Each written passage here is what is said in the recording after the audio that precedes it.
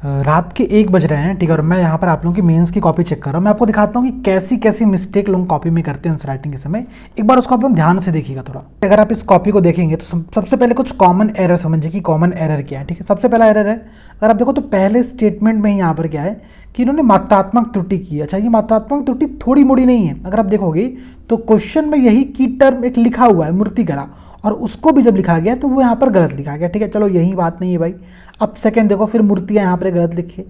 प्रतिनिधित्व जो कि हम हेडिंग दे रहे हैं, मेन हेडिंग हमारी है, उसमें भी क्या है मात्रात्मक त्रुटि यहाँ पर आपको देखने को मिलेगी। ठीक है, आप ऐसे ही बढ़ो। अब स्थापत्य शैली पूछा नहीं, ये प्रश्न है मूर्तिकला के ऊपर, लेकिन स्थापत्य शैली भी यहाँ पर कमेंट किया गया। चलिए वो एक बात अलग है, मैं उसको भी स्किप कर रहा हूँ। ठीक है, हम बात अभी कर रहे हैं यहाँ पर क्या, तो हम बात करें मात्रात्मक त्रुटि पर। एलिफेंट आप देखो कैसे लिखा गया चीज़ों को। ठीक है, आप आगे देखेंगे तो फिर यहाँ पर भूमिका, ये टर्म भी यहाँ पर गलत लिखा गया। ठीक है, ऐसे ही अब ये की होता है कि की होता है, ये भी नहीं क्लियर है चीज़ों को भाई कि कौन सी की कहाँ पर प्रयोग होती है, कौन सी की कहाँ पर प्रयोग होती है। मैं आपसे बहुत ज़्यादा मात्रात्मक रूप से आपसे बहुत करेक्ट होने की उम्मीद नहीं रख रहा हूँ, लेकिन एटलीस्ट अगर आप हिंदी में आंसर राइटिंग कर रहे हो तो आपको इतना तो आंसर लिखना समझना पड़ेगा कि भैया दूसरा कैसे लिखा जाता है, एटलीस्ट हमको ये बात पता हो यहाँ पर। ठीक है, आप समझो।